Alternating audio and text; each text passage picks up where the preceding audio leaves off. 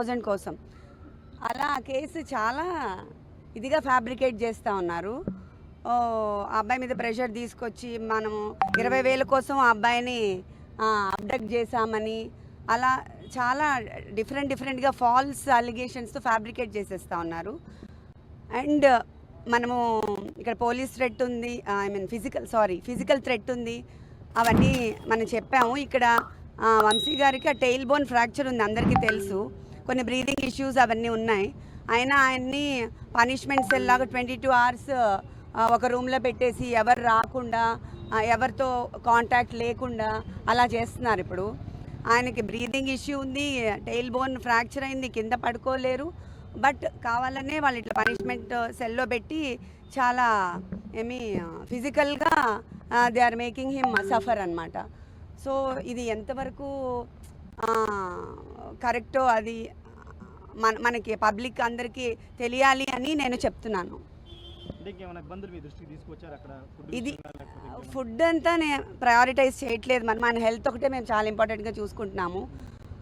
Physical health కాకుండా వాళ్ళు మెంటల్గా కూడా ఆయన్ని అలోన్గా పెట్టి కొంచెం మెంటల్గా లో చేసి డిప్రెషన్ గురి చేయాలని ట్రై చేస్తున్నారు.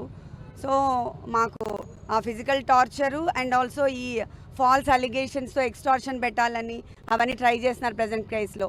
సో అవన్నీ కూడా చాలా ఫ్యాబ్రికేట్ చేసి ఫాల్స్ కేసెస్ పెడుతున్నారు. ఆ ఫాల్స్ కేసు మీద ఈయన టార్చర్ చేయడం అది ఎంతవరకు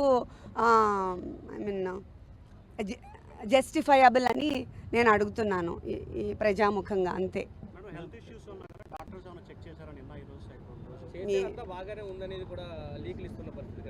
బాగానే ఉంది అంటే ఆయనకి టెయిల్ బోన్ ఫ్రాక్చర్ అయింది కొన్ని ఇయర్స్ క్రితం. ఆయన కింద అసలు కూర్చోకూడదు, పడుకోకూడదు అవన్నీ. కానీ ఇప్పుడు కింద పడుకుంటున్నారు కదా 2 రోజుల నుంచి మరి. సో అందుకని ఆ పెయిన్ అగ్రవేట్ అయిపోయింది. అండ్ ఆయన్ని ఒకటే రూమ్లో పనిష్మెంట్ సెల్ లాగా అంటే మనం ఇంకా ఏమీ అసలు మన మీద అలిగేషన్ ఇంకా ప్రూవే అవ్వలేదు.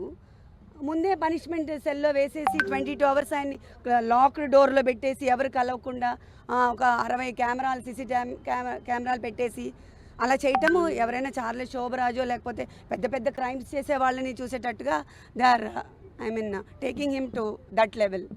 సో అది ఇంత ఫాల్స్ కేసెస్లో అంత చేయడం అవసరం? ఇంకా ప్రూవ్ కూడా అవ్వలేదు కదా. మనం రిమాండ్ మీద కదా తీసుకొచ్చారు, ఇంకా అలిగేషన్స్ ప్రూవ్ కాలేదు కదా. మరి ఎందుకు అంత పనిష్ చేస్తున్నారు ఫిజికల్గా?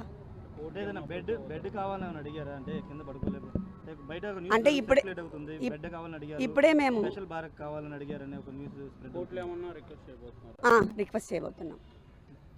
రిక్వెస్ట్ చేయబోతున్నాం మేము అది ఇప్పుడే. ఎందుకంటే ఆయన కింద పడుకోలేరు, కింద నుంచి లేవాలి ప్రతిసారి. జస్ట్ నేల మీద కదా, టెయిల్ బోన్ తగులుతూ ఉంటుంది కదా. టెయిల్ బోన్ మీకు అందరికీ తెలిసి ఉంటుంది, ఆ వెన్నెముకలో లాస్ట్లో ఉంటుంది. అది ఆల్రెడీ ఆయనకి ఫ్రాక్చర్ ఉంది పాపం. అదొకటి. బ్రీదింగ్ ఇష్యూస్ ఉన్నాయి, కోవిడ్ తర్వాత ఆయనకి చాలా బ్రీదింగ్ ఇష్యూస్ ఉన్నాయి, స్లీప్ యాప్నియా ఉంది. సో ఇవన్నిటికి అట్లా క్లోజ్ రూమ్లో లాక్ చేస్తే బ్రీదింగ్ ఆడదు కదా. బ్రీదింగ్ ఇష్యూస్ ఉన్న వాళ్ళకి ఆక్సిజన్ సప్లై సరిగా అవ్వదు. అవన్నీ ఫిజికల్గా టార్చర్ పెడుతున్నారు ఇప్పుడు.